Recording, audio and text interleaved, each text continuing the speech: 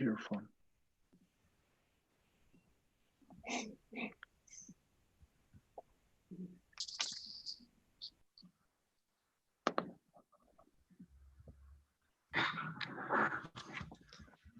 Okay.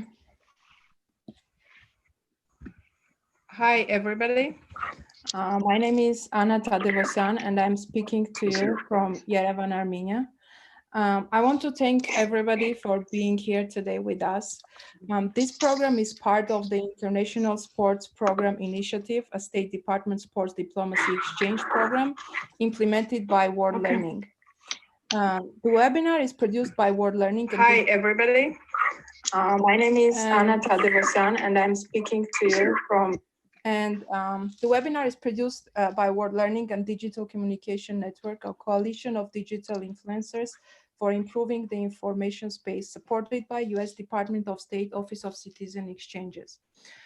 Today, our topic is about nutrition.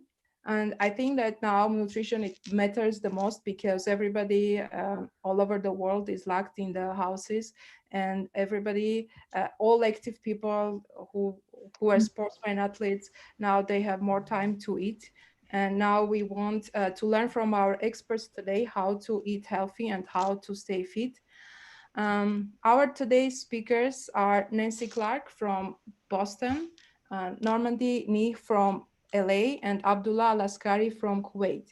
Also, we'll have today two commentators, Vlad Spencer from United States World Learning, and Ruben Lescano, head of the methodology of Armenian Football Federation. He's from Spain.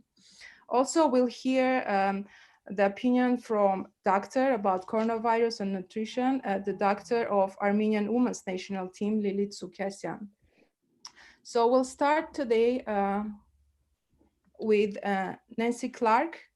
She is working with the athletes as well as she mentioned in her bio, with mortals as well. So let's hear from Nancy. Nancy? Hi, everybody.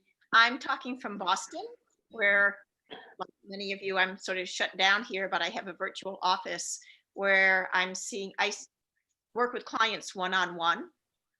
And generally, I work with a spectrum of people from high school, college athletes, all the way up to Olympians.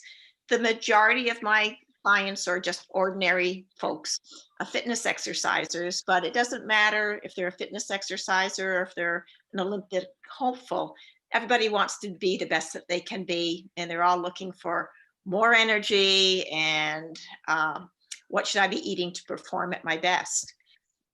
With the coronavirus and people shut down, what I've found is that people sort of fall into two camps. One is, I'm just eating all day, I'm bored, and oh no, I'm going to get out of shape and gain a lot of weight. And the other camp is the people who are very anxious and have eating disorders or disordered eating, and they're very rigid with their food, and they're petrified of gaining weight. They're afraid to eat.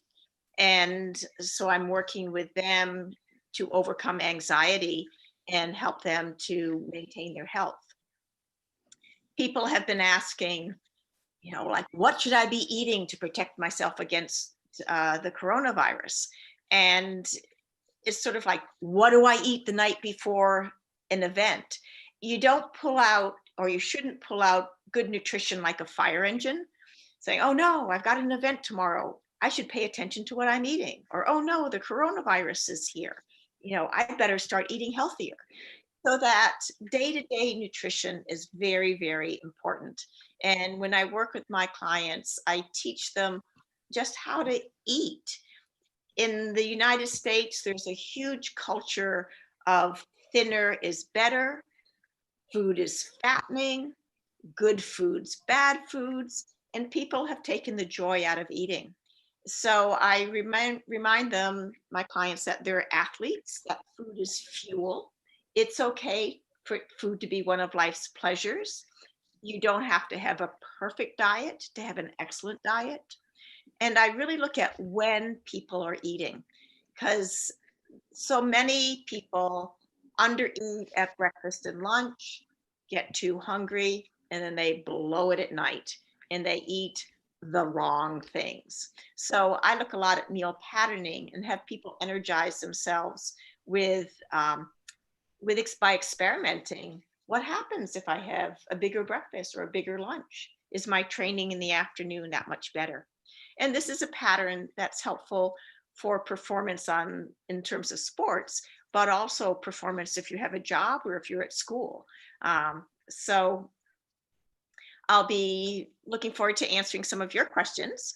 And let me pass the microphone on back to Anna. Thank you, Nancy. I'm sure that everybody will have lots of questions to you because you are practicing nutrition basically, and then we'll find out from you what to eat, especially these days of coronavirus. So now we'll hear from our friend from Kuwait, Abdullah, please. Hello, good morning, everyone, and I guess it's good evening from where I'm at. Like everywhere else in the world, I think we've been on lockdown for quite a while now. And as a gym owner and being involved in the fitness industry for a while, we sort of get the same questions, that were mentioned earlier, that what do you eat? How do you maintain your fitness levels while you're at home all day?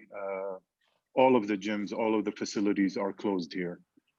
So people are working out from their own homes. We're already without, pre-corona crisis, we have one of the highest rates of, obesity, diabetes worldwide.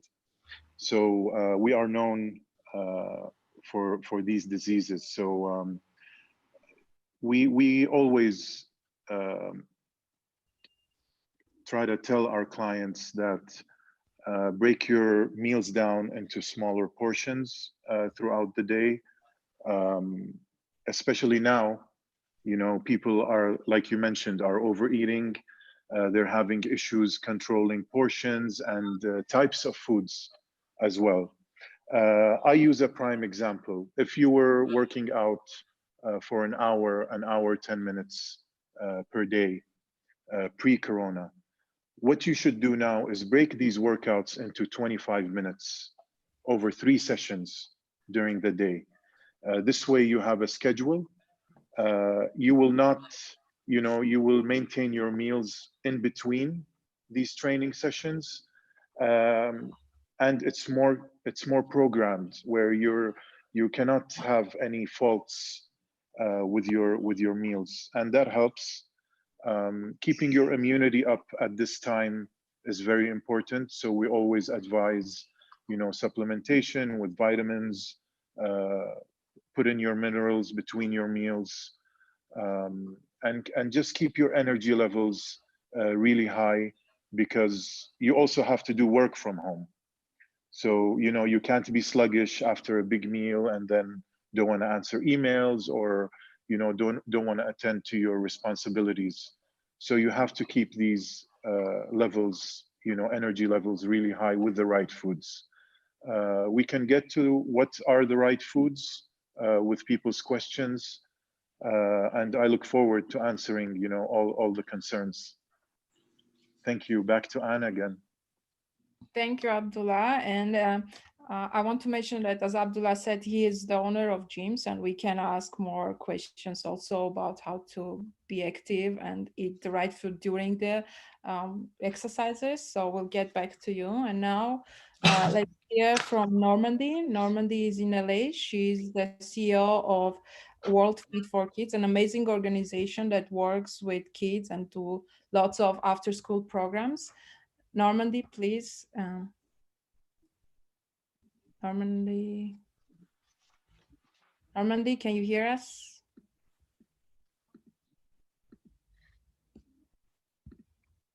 Let's see.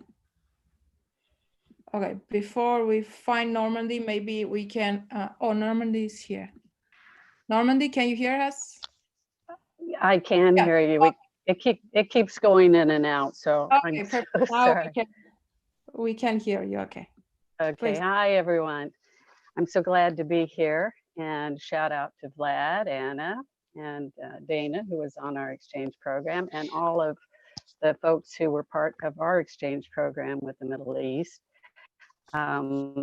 Really happy to be here. As Anna said, I know of a world fit for kids. Over 25 years, we've been providing healthy basics, especially physical activity, sports, nutrition, leadership, personal empowerment, with elementary through high school kids. And we also train the adults who work, so they know how to take better care of themselves. Often our program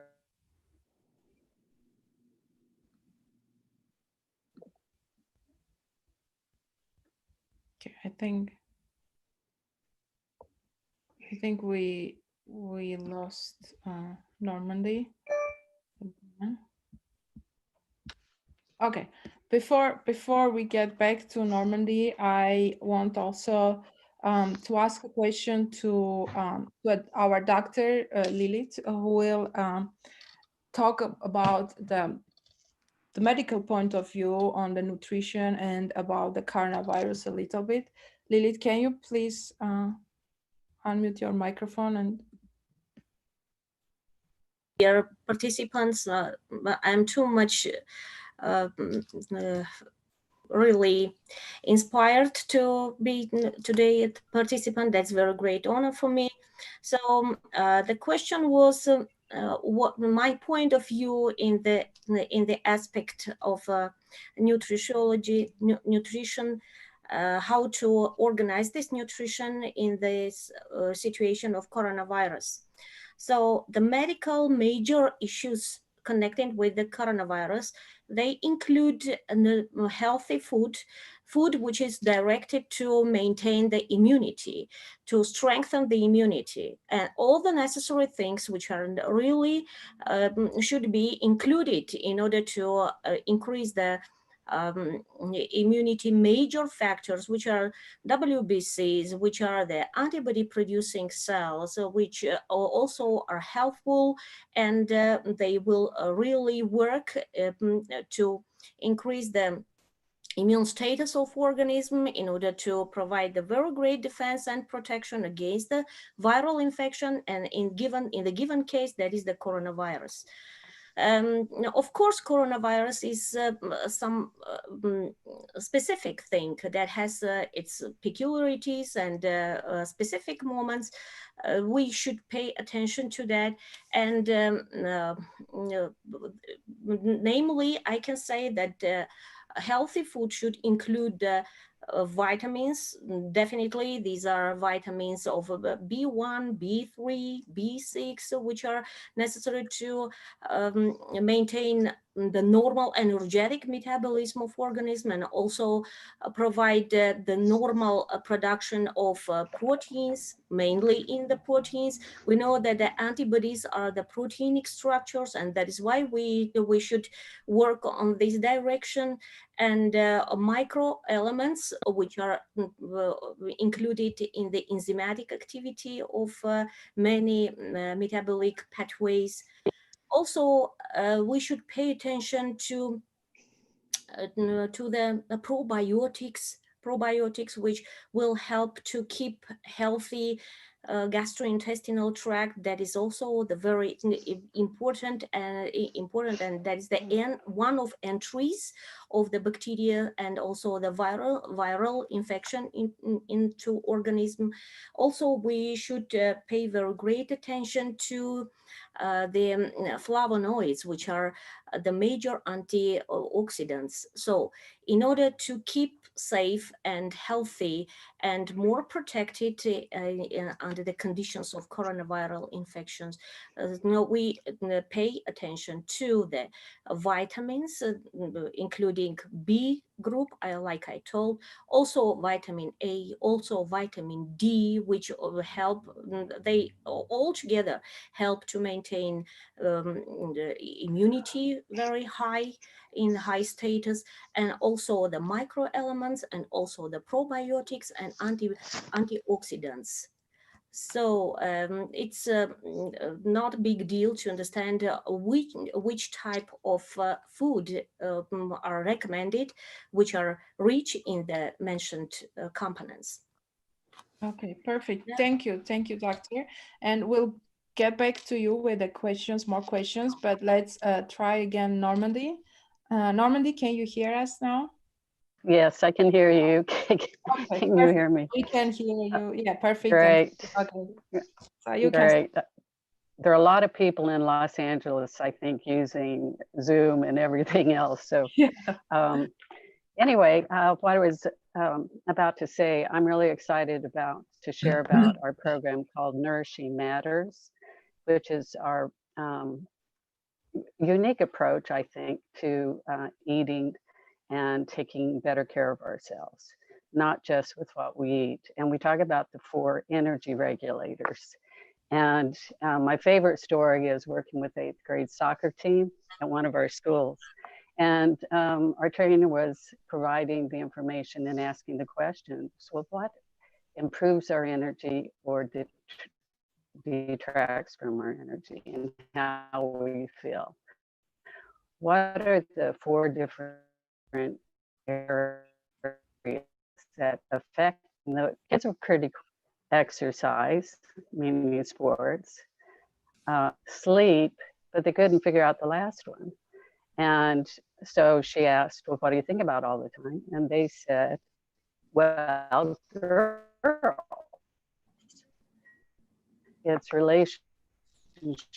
These 4 elements there to create.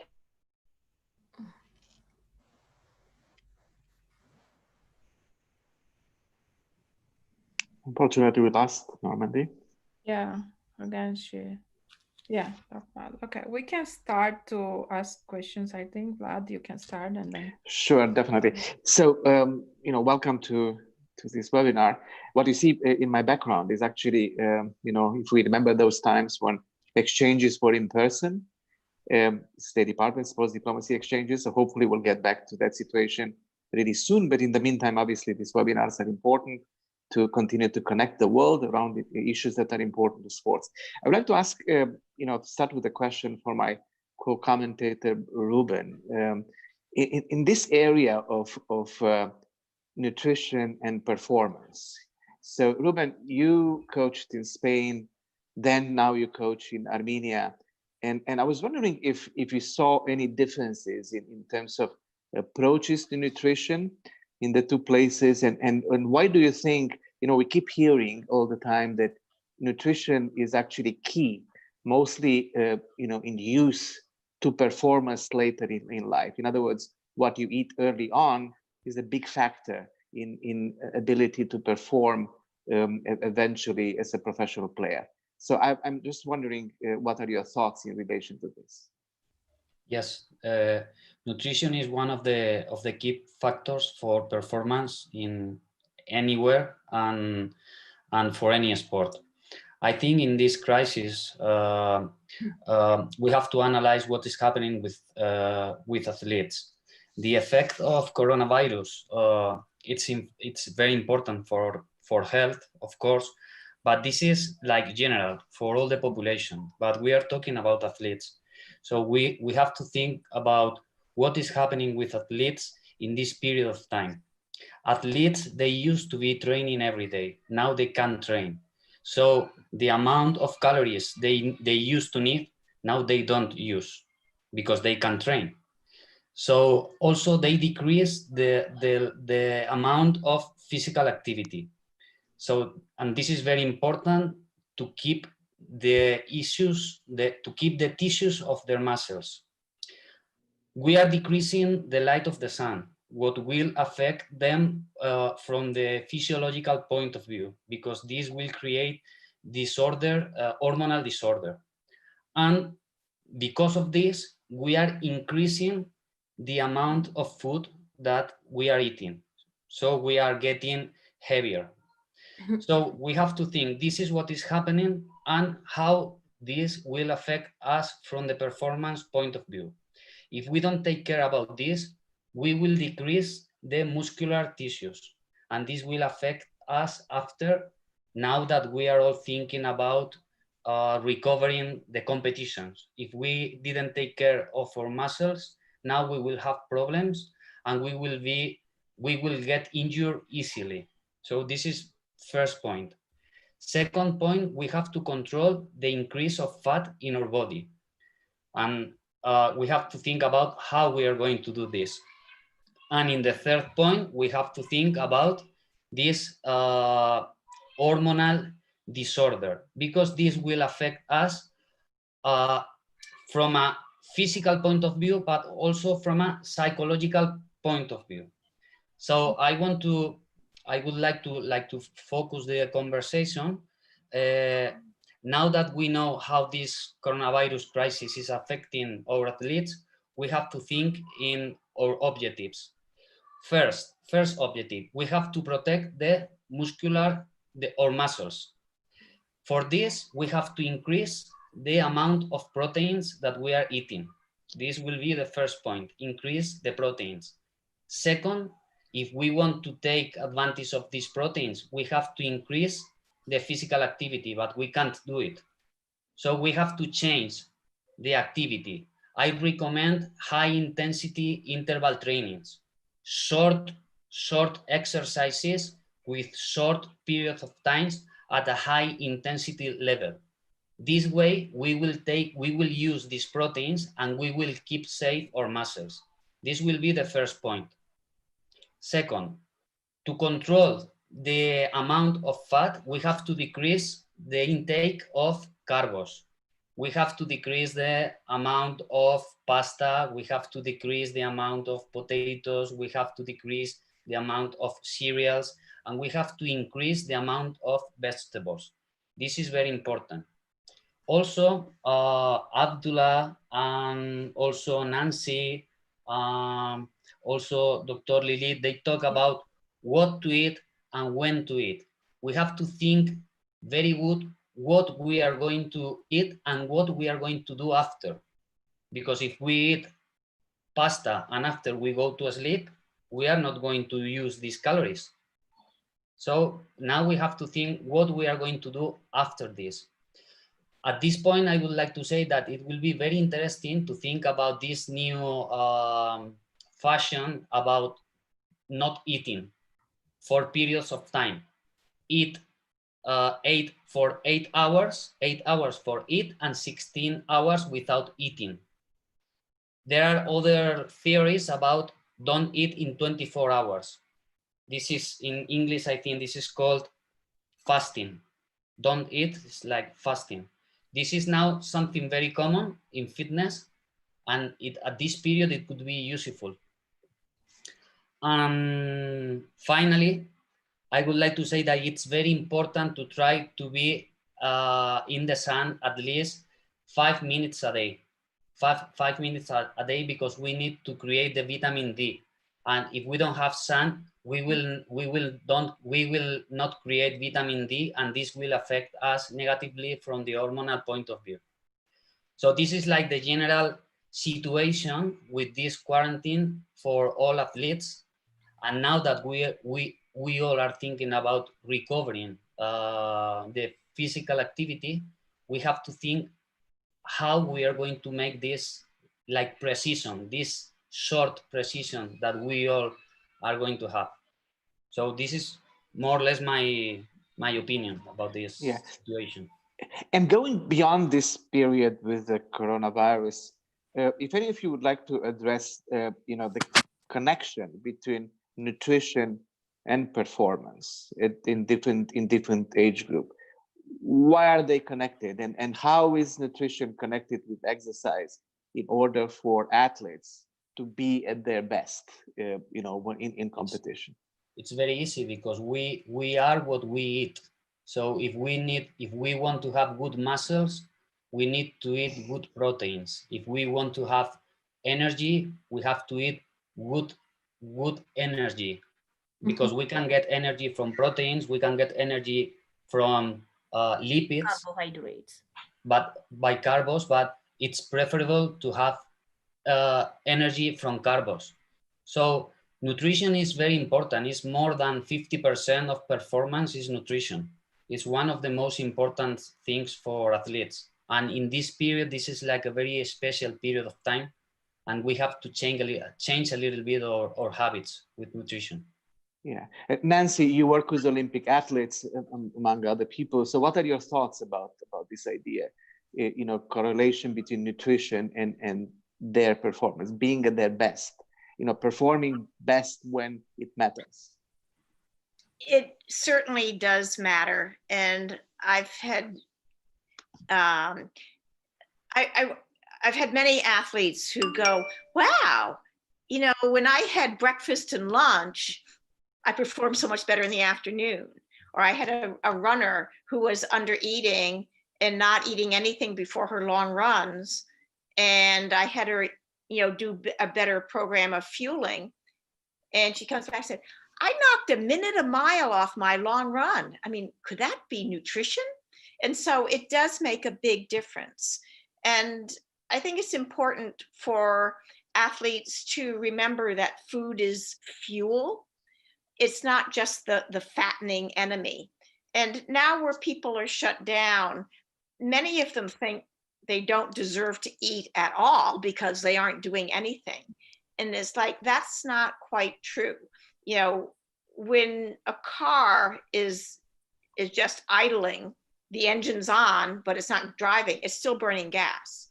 In the body, even though people aren't doing as much exercise, their body, the heart is pumping, the liver is functioning, the brain is thinking. This all takes more energy than people realize. And so I try to get a little bit away from calories and have them just ask themselves before they eat, does my body need this food? And if they're hungry, they should eat. And then the question comes up, am I hungry or am I bored? And are you hungry enough to eat a boring apple or a boring carrot? Yeah, I'm hungry enough to eat a boring carrot. Then you're hungry. But if you go, no, don't like the carrot, but I'm hungry enough to eat cake, then you might just be bored. So I'm spending time helping athletes listen to their body. And if they're thinking about food too much, it might be because they're hungry. And they're thinking, oh, I haven't done anything all day, I don't deserve to be hungry. But yes, even people who don't exercise still eat. And so the body is the best calorie counter. If people are, you know, thinking about food a lot and they finish their breakfast and go, oh, 4 hours to lunch, but I'm hungry, that's because they didn't eat enough breakfast. But this is a great time to learn about intuitive eating, which I find that many people have lost that ability. They're just very structured and they just eat by the clock. And now structure is good, but also listening to the body is good. For someone who's just way overeating, they do need the structure of eating at a certain time. Now, I would say that I am not a big fan of intermittent fasting or of fasting because it puts the body in breakdown mode. And athletes spend a lot of time building their muscles. And a dose of protein lasts for about 4 hours in terms of building muscle. So if you have breakfast at 8 and lunch at 12, and then a snack at 4 and dinner at 7 or 8, you're getting protein regularly throughout the day. And so that the muscles have the tools that they need. Whereas when people are fasting, they're in breakdown mode. And it's sort of, to me, it seems counter. Yes, it is one way to control calorie intake, but then the question comes up, oh, if I'm fasting tomorrow, maybe I better eat a lot today. So there's a lot of psychology involved, and each person has to find a program that works for them. I have some athletes that like their intermittent fasting. It works for them. Others, it just makes them want to binge eat, and they're just afraid they're going to get hungry. So with any food conversation, it's very personalized. There's not a one program that fits everyone. But yet we do know that kids, when children are young, they eat when they're hungry, they stop when they're content, they never run out of energy. Weight is not an issue, food is not an issue. They eat when they're hungry, they stop when they're content. They do this intuitively. And one of my goals with working with my athletes is to try to have them do it intuitively. And that helps keep off that slippery slope of disordered eating or eating disorders. Before Anna will try again, Normandy, hopefully we could connect with Los Angeles. There's a question here about from Maurice Bassol from Cote d'Ivoire. And he mentions the fact that, they don't have a specialized sport dietitian, in their staff or available there. And I will make an appeal to the members of this panel, either they have some thoughts now, or maybe they could post in the chat room. So what's the solution for people involved in sports who do not have an expert around them? Where should they go? What should they read in order to develop a program that makes sense? If anybody could answer now. Sure. Oh, sorry. Go ahead, Nancy. I apologize. Oh, no, I just talked. It's your turn. Just real quickly, I think it depends, first of all, we need to know what kind of sport it is that they're involved in. And the age group of these teams, the gender is very important as well. And then, they can appoint a nearest consultant, maybe. They can do a lot of online nutritional programming according to the sport, according to this team's needs, what type of training they're involved in, tournaments that they attend, if they have schedules for tournaments, a lot of this stuff. And it's very important for their head coach and athletic trainers to provide the training regimen, probably for the whole season, for this guy to get all the nutrition on point for these individuals. And I would categorize positions, different positions, for example, if it's a soccer team, Ruben would probably relate to this. Strikers, need different types of fuel, like Nancy would say, than a goalkeeper or a defender or a midfielder, so on and so forth. So I would go into every single detail, break down this team by position, by training, by tournaments, travel time, if they have. Are these guys students or professional athletes? All of this has to be put into consideration for this nutrition to be on point for these teams. Nancy, please, if you have any additions to this. Yeah, there's an organization called Professionals in Nutrition for Exercise and Sports. It's the acronym is PINES.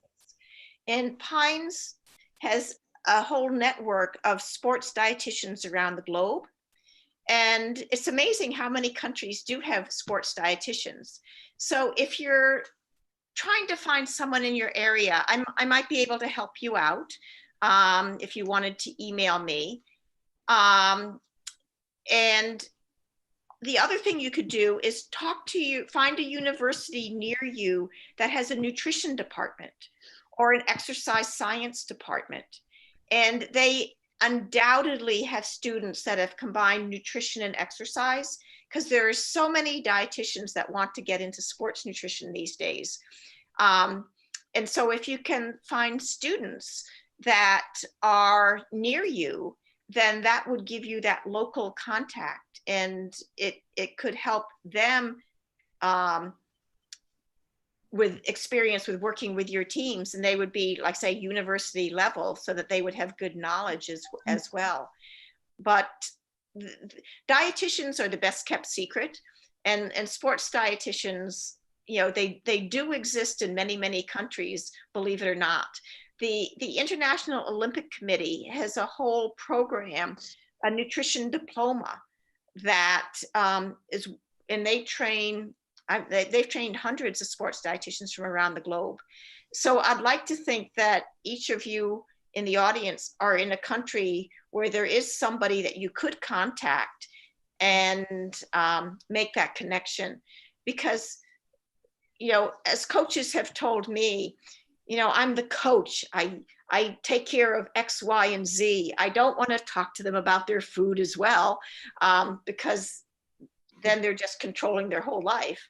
Whereas other coaches, you know, do want to get involved with their food because they're with them all the time.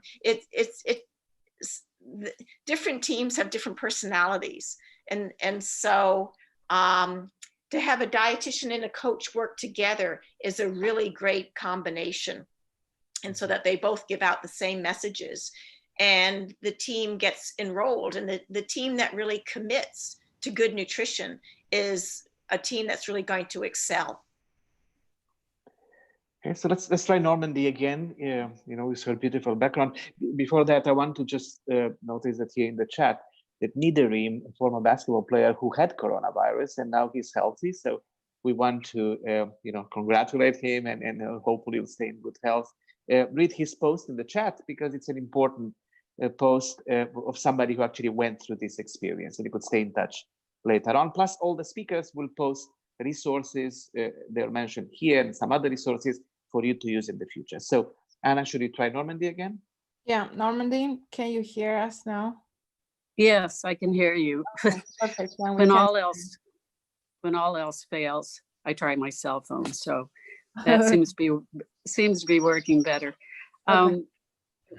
World Fit for Kids works with kids in the highest poverty areas, and kids love to play sports, but not all kids are good enough to be on a team that has a regular coach during the day, whatever. So after school is a great place that we can get kids physically active, play sports, and become more aware of their own needs. What we do at World Fit for Kids and our Nourishing Matters is teach awareness, and it's based on research, but also experience. So we give the kids an experience of making and eating healthy snacks, of making green smoothies and drinking that. And that takes a little bit. Some of the, once again, 8th grade soccer team, the guys like, no, I'm not going to try that. It's got spinach or kale and a lot of great nutrients. So they don't think it's going to taste good, but they do taste it, and it's great. Abdullah, I believe you were in our Nourishing Matters training and probably had a taste of green smoothie. But now, yes, I still make that smoothie, by the way. All right, great. So maybe we can tell our audience how to make the smoothie so that people will try all over the world. I've got the recipe, and I meant to send it to you last night, but that I didn't do that. So I'll send it in just a minute. Okay. But the boys' soccer team was going to McDonald's for a Big Mac before their games. And then they got into the habit of drinking green smoothies first because they knew they performed better. They felt better. They had more energy. So we talk about live foods versus processed foods and how that makes us feel. And as Nancy said, we really look at not only the sport and the food that we're eating, but why we're eating. Are we eating because we're hungry, or because we're sad, or because we're happy, or whatever it may be? And so we help kids and adults get in touch with some of the emotions that affect our performance, not only in sports, but in life. Our emotions, how we sleep, what we eat, and how we exercise. And all of those things in balance enhance our experience. And if something's out of balance, like if we're not getting enough sleep, that affects everything else we're doing. So there's a great organization started by Arianna Huffington called Thrive Global. And she started this because she was having sleep deprivation issues, and brought together researchers and did lots of studies. And now what you can find on her website, a lot of research and great blogs, etc. But it's really about the energy regulators: food, sleep, exercise, and how we take care of ourselves emotionally and mentally. So it all works together in balance. And if we can start with the little ones and have them start gaining that awareness, they can make healthier choices as they get older. And that's why we also love to get them moving. So they'll be lifelong movers and or athletes. So we have a little bit different approach, but we think all kids should be able to play and not have to pay to play. So we focus on the kids that may be a little, out of the regular sports circuit. Normandy, can you give some tips how to make the kids to start eating healthy? Because it's a problem all over the world, and I'm sure it is starting to be a big problem because, as you said, they go likely to go to eat McDonald's, burgers, whatever, but not like greens or healthy products. So how can we explain them, or from what we can start this habit of eating healthy? Well, we start with a weekly nutrition session and we give them information. We also tell them about the different ingredients and how they affect our bodies. They make the healthy snack. So they enjoy making it and they love to taste it, like celery, peanut butter, raisins, ants on a log, just a variety of fun things and things they can make at home. What we found is that these kids go home and they start convincing their parents to buy some of the healthier options. We had some kids at one of our elementary schools that had an open house, and they scolded the principal because he had hot dogs and healthy food. So the kids are actually influencing the parents, and it's so great to watch. We have second grade kids, the little ones in their chef caps and their aprons, and they make the snacks and they give it to the kids in the after school program and give the recipe to the parents when they come pick up the kids. So we let the kids take the lead and experience how great they can feel when they make those healthy choices and when they're moving. I'd like to kind of throw in the arena a couple of questions. One is from Garik. He's asking about vegan diets, vegetarian diets, to what extent they are an option, either for performance or in general. And there's another question here about the idea of taking multivitamins in addition, Haza says after breakfast, but in addition to the dietary recommendations. So what do you guys think? Yeah. Sure, yes. Do you want me to answer the multivitamin question? Or absolutely. Usually, a lot of the studies prove that the amounts that we get, especially for people that are active, maybe training 3 to 5 times a week, or for the athletes, Nancy and Ruben, would relate that they don't get enough of the vitamins and minerals from the food they eat. So as a supplement, you do need to add a multivitamin. It would be very helpful. And usually the body is smart enough to, take what it needs from the supplement and flush the rest out. Any other thoughts? Yeah, what I do is try to teach athletes how to get the vitamins that they need through their food, so that if they take a supplement, it's to supplement healthy eating as opposed to replace. And very often the traditional native diets are really excellent diets. I mean, you asked about vegetarian or vegan, and I was invited to speak in India at a physical education academy there, and spent a week living at this university. And I was just so impressed by the traditional Indian diet that was fruits, vegetables, whole grains. And if you go back to the, what we want people to eat is fruits, vegetables, grains, and then you can plug in different types of protein. Maybe you put in beans or lentils. Maybe you put in fish. Maybe you put in eggs. Maybe you put in cheese. Maybe you put in chicken or meat. So every sports diet and every healthy diet is really fundamentally grains, fruits, and vegetables with a plug-in of the different type of protein. And there are many athletes that are vegan athletes that do an excellent job. The key is they need to be responsible and make sure that they get adequate protein throughout the day. And there are two types of vegans that I work with. One are people that just do a really good job. They're responsible and they make sure that they have beans and lentils and a variety of proteins at each meal throughout the day. Other vegan or vegetarian athletes have eating disorders and they go, this is such a great way for them. Oh, now I don't have to eat meat or eggs or dairy. And they just see it as a way to eliminate calories.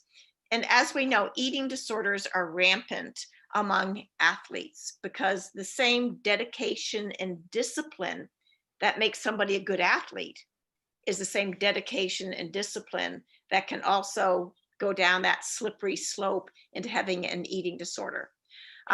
So when someone wants to be a vegan or a vegetarian, I ask them why. What is your goal?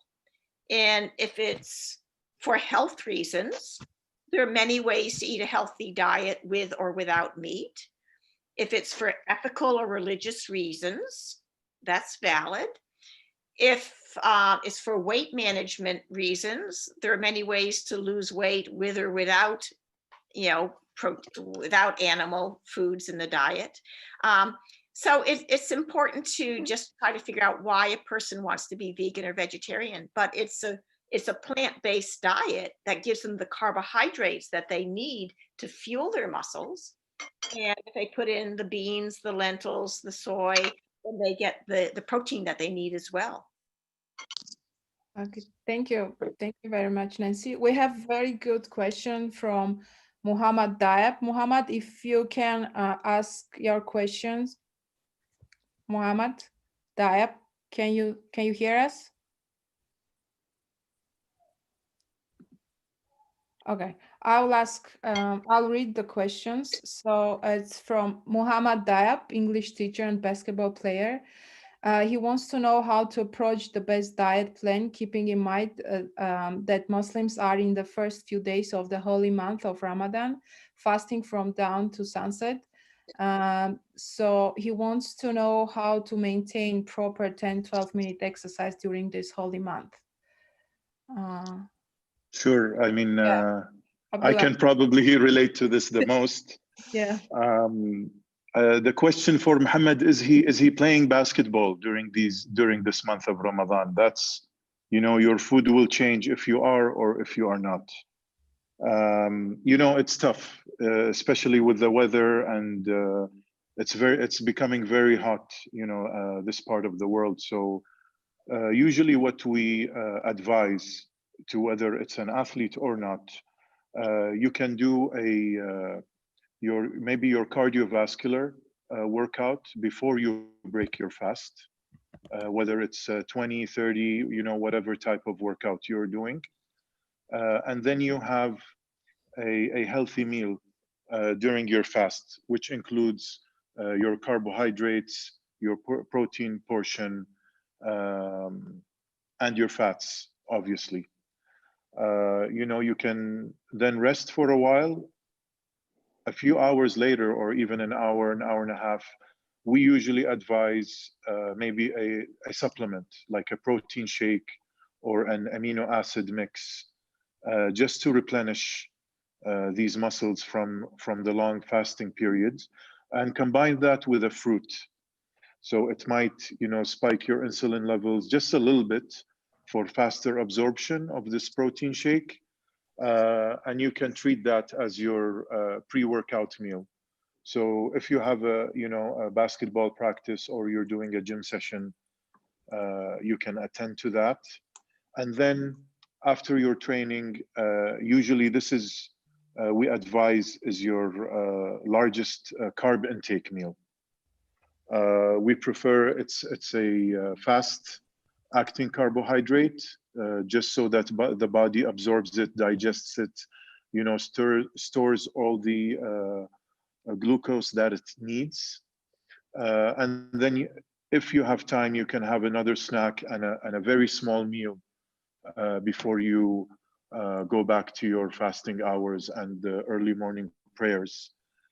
This is, somewhat of a general schedule, but if Muhammad wants to contact me, we can customize his Ramadan meal plan for him. I'll be more than happy to do that.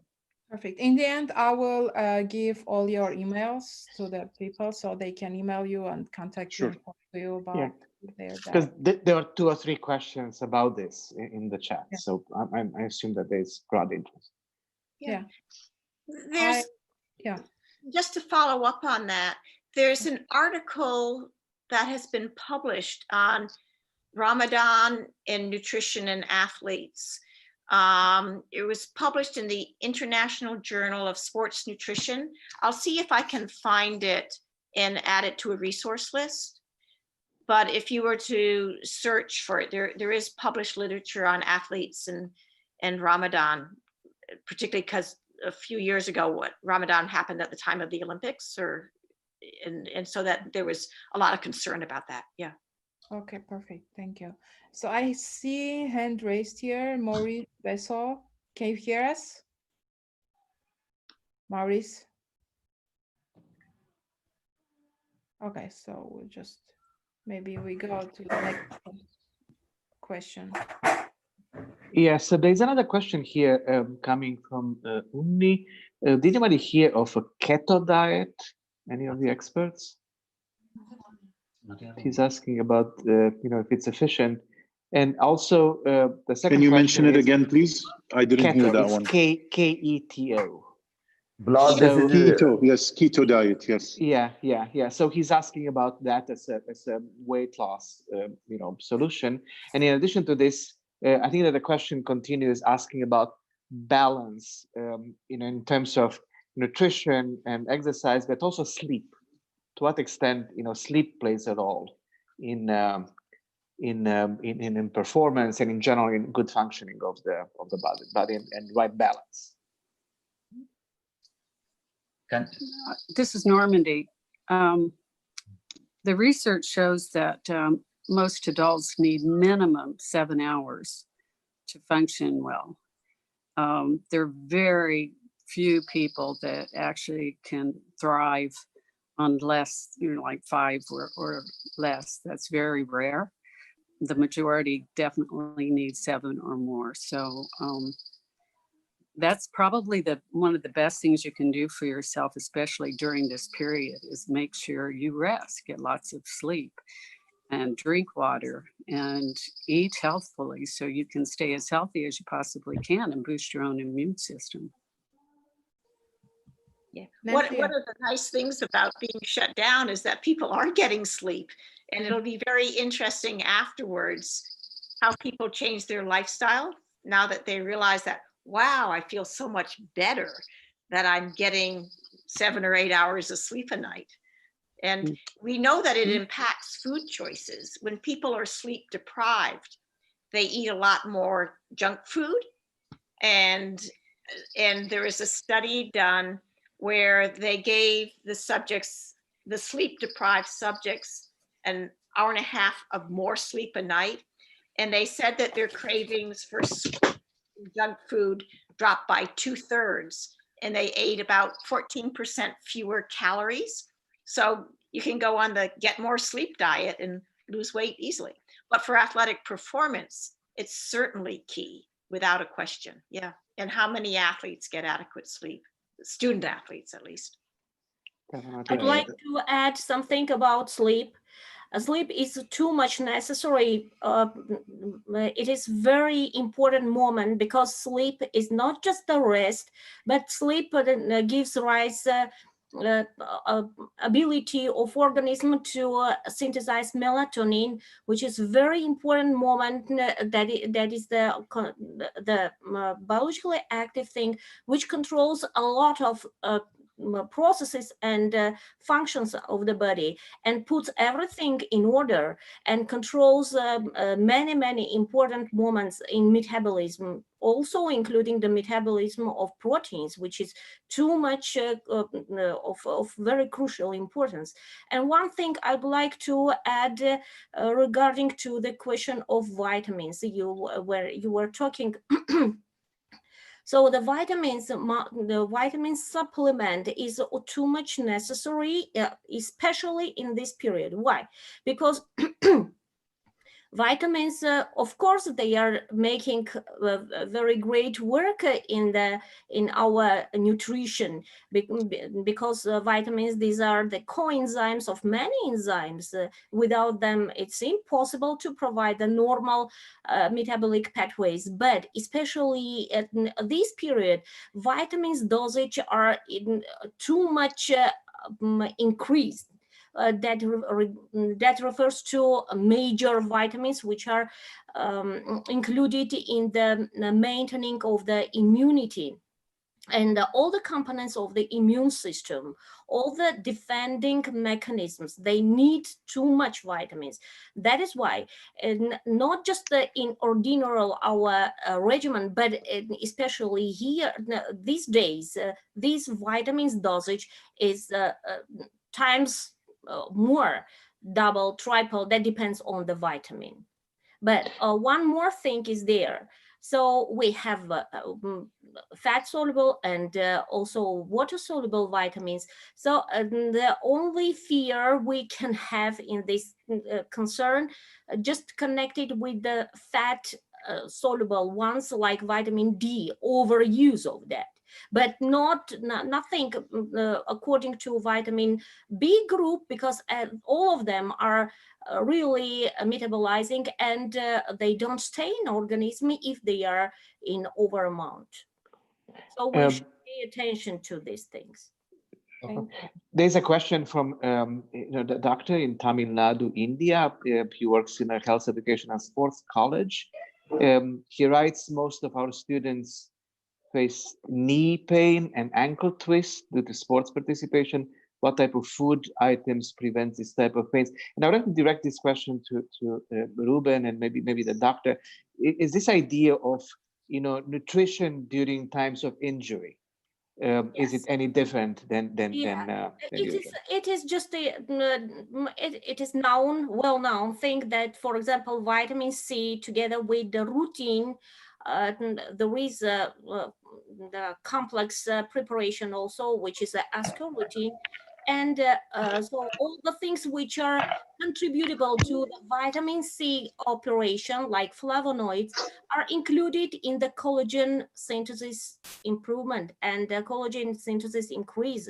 But the collagen is the major part of the connective tissue, which is present in the tendons and also the ligaments, which are injured most often. Yes, I agree with Dr. Lilith, but in this case, in this particular case, I don't know if nutrition is related with these two types of injuries. But collagen is it's in tendons, in ligaments. I would like to add something about the previous questions about sleeping. I agree that sleeping is it's very important to recover from efforts, because we increase the creation of GH hormone, but it's very important to recover from efforts, to recover the muscles. But exactly in this period of time of coronavirus, when we are in quarantine, I think it's more important to keep our regular biorhythms. Yes. Because sleep too much can change our mood, can change us psychologically, and this can create stress, anxiety, and this can also affect our nutrition. So in this period of time where we have to be at home, I think it's important to keep a regular biorhythm. About supplements, I would like to say that we all need to keep in mind that when we talk about nutrition, we are talking about sport performance, but we are also talking about fashion. And above everything, we are talking about business. Nutrition is a business, and like professionals, first of all, we have to recommend our athletes, we have to teach our athletes to have a normal, healthy diet. This is the first point. After this, if any of them need some supplements, in this case, we can advise them to take some supplements. But this is second. First is a healthy diet. And well, only this at this point. Yeah, a question, from Valentin Luca, I assume from Romania or Moldova. It was mentioned here now that during coronavirus lockdowns, we have more time, maybe more time to sleep and see the benefit of sleep. There are a couple of questions here, including Valentin's, with the idea that actually, due to anxiety, instances of insomnia in certain people are, part of what is going on these days. And just wondering if there are any foods or any nutrition or kind of pacing of the way we eat that would help with this type of condition. So anxiety, insomnia, and related. If I may, just quickly, I've advised a few of my clients, and they have come to me with the same problem. I think first and foremost is to do not change your daily schedule. Keep your schedule as it is. Just because you're working from home doesn't mean you stay in your pajamas until noon. You can still, put on street clothes, attend to your work, and have that schedule set as if you're going on with your normal days. And then the food comes in. So if you're answering emails first thing in the morning, then you need, obviously you need brain food to get you kick-started throughout the day. And you plan your foods based upon your activities throughout the day. So I think from a psychological standpoint, it's very important to set your schedule every day. And this will probably get rid of your insomnia, because by the time it's around bedtime, you're probably going to be exhausted. You've worked, you've trained, you've went through, your nutrition regimen.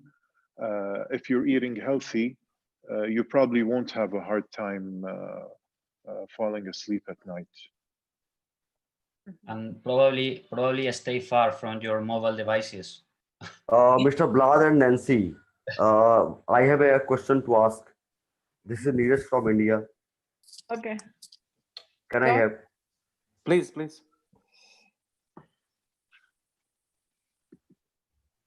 Emir, you could ask a question. I think we lost Emir. Yeah. Just a second. I'll try to. One thing to add, if people are saving their calories to the end of the day and having dinner as being their biggest meal and then snacks on top of it, it kind of revs up the body.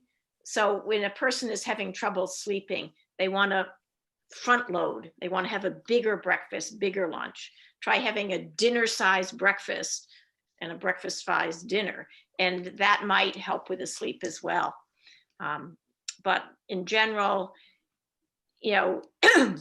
just to add to what has been said about supplements and how they are to supplement a healthy diet, what I tell my clients is that every day you want to eat well, because you never know when the coronavirus comes or a bicycle crash happens or you have unexpected surgery. So you want to just stockpile your body with nutrients. The liver stores a lot of vitamins and minerals, like there's enough vitamin C to last for 6 weeks.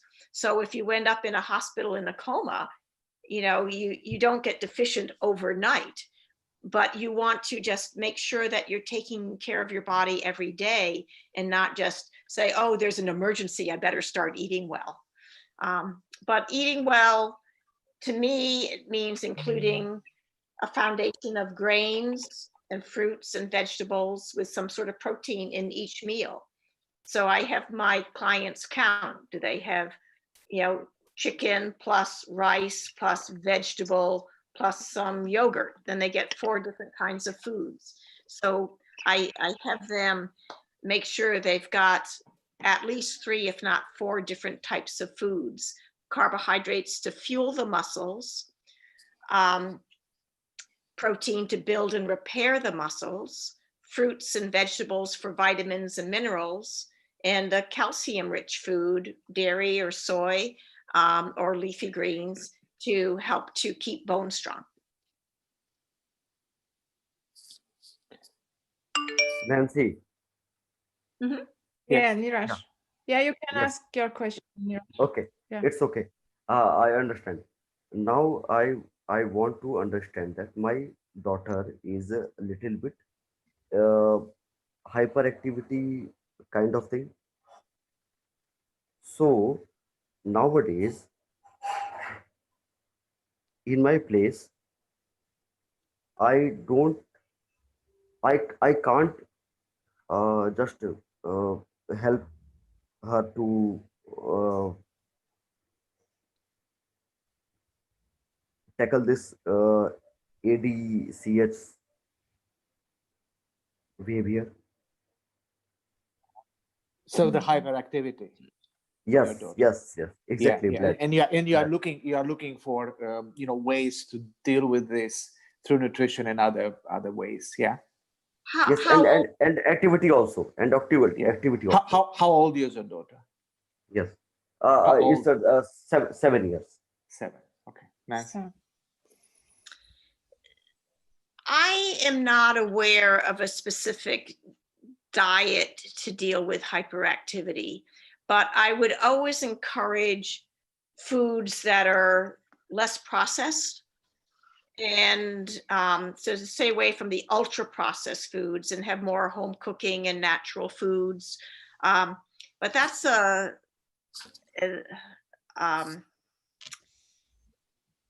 the best of my knowledge, that's a pretty, I don't know if it is a diet. If there's a specific diet for hyperactivity, but certainly staying away from a lot of processed foods.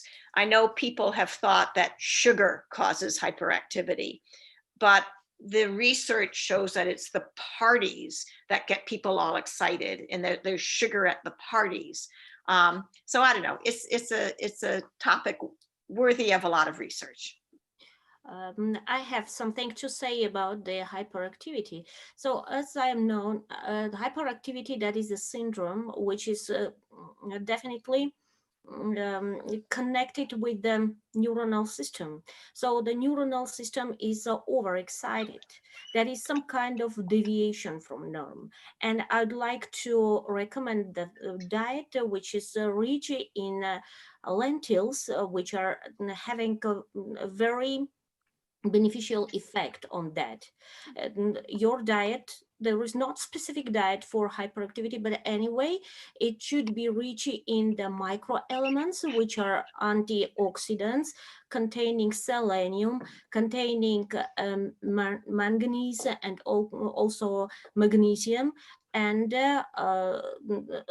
soothing the neuronal system and the somatic system, I mean to say the muscular hyperactivity, and also keep high the immunity, because everything is interconnected in the organism. That is also both endocrine system and also the neuronal system. There's an automatic neuronal system and immune system. They are making the major control. So I can just recommend to provide the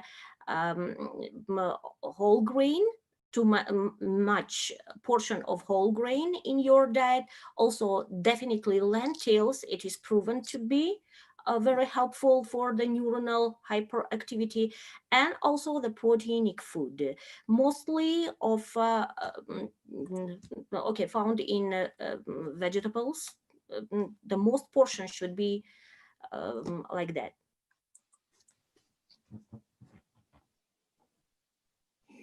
Anna? Yeah. Okay, we have a question from Elisa Treja. Okay, thanks a lot. Yeah, you're welcome. Okay, so Elisa is asking if there are any cases when kids should use some supplements, for example, proteins. What do you think? Ruben? When we talk, I think first of all, we need to know the age of the kids.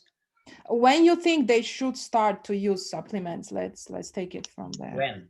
Yeah, what age is good, or is they can do it? In general, never.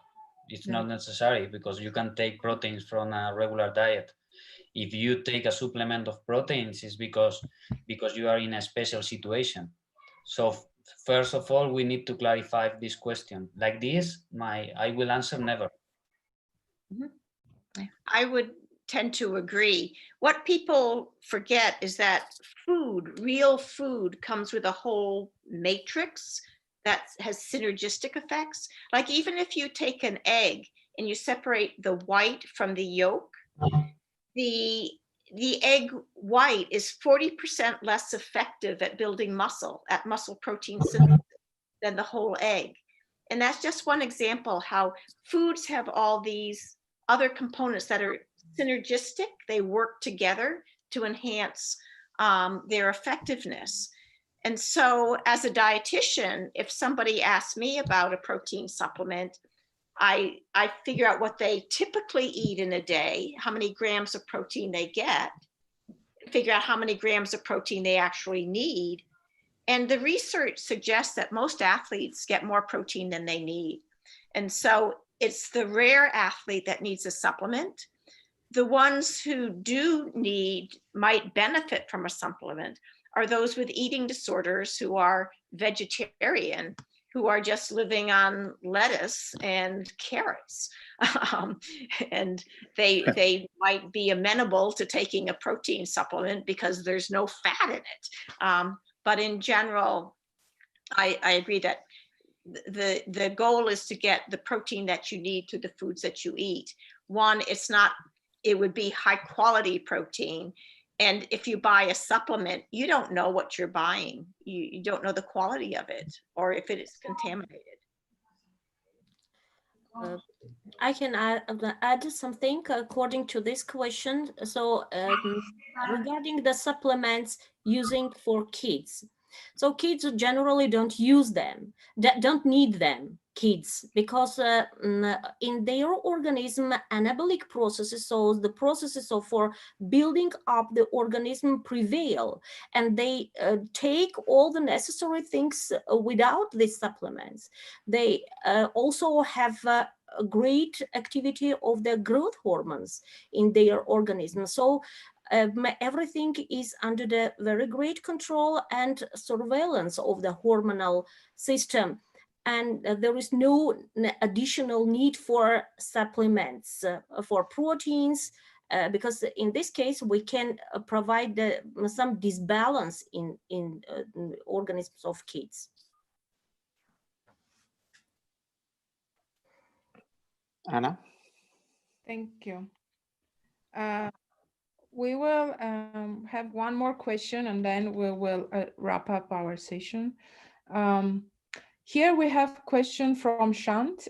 He's asking if there is specific timing between workouts and meals. Yes.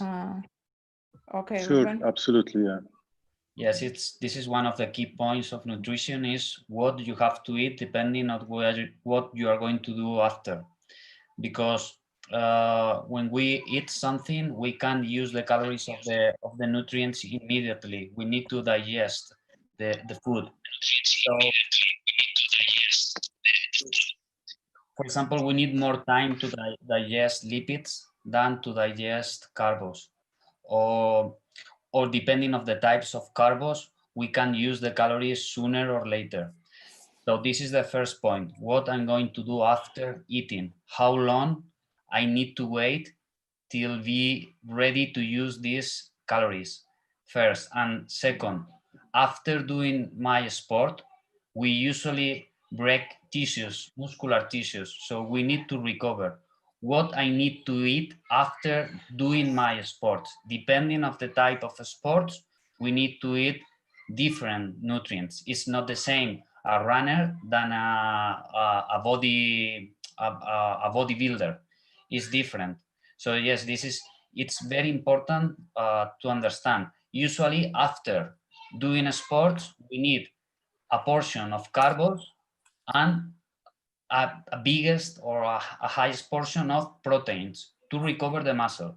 And before the sport, we need energy, and this energy usually comes from carbs. But we have to take into account that we can't use the calories that we take in food, we can't use them immediately. We need time to digest the food and to take these calories, these carbs, take them to the blood, and from the blood to the cell.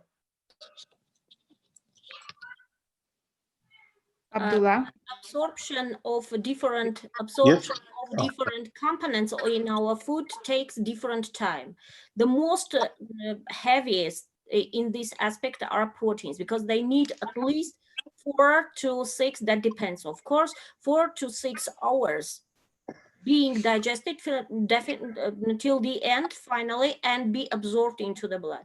In case of carbohydrates, we have 2 types of carbohydrates. These are simple and complex ones.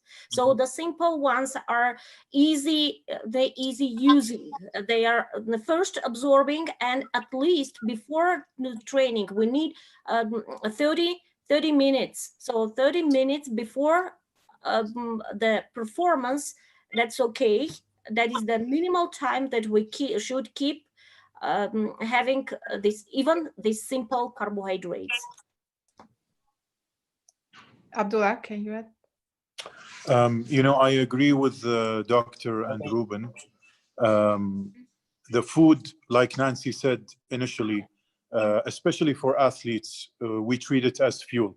It's not a form of pleasure. It's not, it's specifically to fuel your body for that type of activity. And, Ruben was on point. It depends. A pre-workout meal for a long distance runner is completely different, than a bodybuilder or a sprinter or, a swimmer even.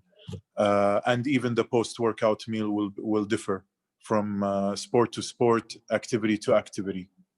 And this is the most important thing for performance, is what you put in your body. I would like also to say something about sugar. It's common to take sugar just before doing a sport. And this is a big mistake, because when you take sugar, you put insulin into your blood, and all the sugar in your blood go into your lip. It's like you have an increase of sugar, you put the insulin in the blood, and you take all the sugar out of the blood. So this is a mistake. Just before doing a sport, we don't have to eat a big amount of sugar. We have to take care about this. Not a big amount, less. That is just a component of your meal, because our meal is multi-componental. We can't just take the carbohydrates just separately. That should not prevail in the food. But no, I was talking about the regimen of they are being digested and absorbed into the blood. Yeah. As part of training, athletes need to realize that they're either fueling up or they're refueling. It's one or the other, fueling up or refueling. And part of their training is to train their intestinal tract so that they know what foods digest well, how much they can tolerate, when they should be eating them, what works, what doesn't work. And digestive issues are a huge problem among athletes, particularly those in running sports that are jostling. And so it's very important that they practice their fueling up so that they know come the day of the event what works and what doesn't. And very often, you know, marathon runners, they can go, maybe they can go out for an hour and a half, 2 hours just on air and water. And then the day of the event, oh no, what should I be eating? And they need to have practiced on their long runs exactly what they want to do the day of the event, so that they've trained their intestinal tract as well as their heart and their lungs and muscles and their skills. Thank you, Nancy. Vlad? Anna, could I add to that? Yeah, Sure, Norman. sure. Norman. Yeah. I agree with that as well. And I think our bodies are very wise. And if we listen to them and if we pay attention and gain that awareness, we can know what's working for us and what isn't, and hopefully pay attention and make choices that support us in thriving and being better. And it's, you know, everyone's a little bit different, but if we do gain that awareness, and that's what I think is the most important thing we teach our kids, is pay attention, notice what's working, what's not, and make changes until you succeed. And I think that's the way that we're going to help people take care of themselves better. And also, I think it's important during these times to have some small step we could take every day that supports us and helps us feel better. Self-care, it's really important right now. I think meditation is a great way to do that. In the middle of the night when I wake up and I'm stressed about something, I focus on my breathing and I can relax again. So little steps that we can take that help support us, and do it every single day and keep the routine. Yes, and don't oversleep, but get enough sleep and listen to your body in that respect too. Thank you. So fascinating conversation. Unfortunately, we'll have to end soon. So before giving it to Anna to end the webinar, a couple of things. So first of all, now you have the contacts of the experts, and I hope that our global audience will connect with them with any questions that you might have in the future. Also for posting resources that you could use, for your needs in relation to nutrition, to exercising, to living a balanced life. As you could see, I changed my background a little bit. I don't know if you have it on the screen, in order to announce our next webinar next week, a week from Thursday, a week from tomorrow at 10 o'clock Washington, D.C. time, Eastern time. We are going to have a former NBA player as a guest, is Sam Vincent, who won a championship with Larry Bird's Boston Celtic, and then he joined a team that is the talk of the world these days, Michael Jordan's Chicago Bulls. It takes the talk of the world because of the movie The Last Dance that is available on Netflix globally. So Sam is going to have a chat with all of you. Hopefully will join us, and he's going to talk about a program that he's developing now during the shutdown period, in order to work with athletes, and a challenge that he wants to provide to the world to participate in his program. So hopefully you'll join us next Thursday for Sam Vincent. And now back to Anna. Thank you. First of all, I want to thank all the great speakers that we have. Thank you for being with us and answering on all the questions. I think that our participants, they get lots of knowledge about healthy eating. And as Vlad mentioned, I posted already in the chat all the emails. Feel free to contact and to discuss about healthy eating with our speakers. And also I want to thank all the participants who was part of our webinar, arranged by World Learning and Digital Communication Network and supported by Sport Diplomacy Division of the State Department. So stay in touch. I hope that you will join our next sports webinar with Sam, and stay safe, and thanks for being with us. So thank you, everybody, and See Thank you you. in a week. Thank you. Thank you so much. Thank you so much. Thank you. Thank you. Thank you. It was great. Thank you. Thank you. Thank you so much. Here are some pictures Appreciate that it. match. Thank you so much.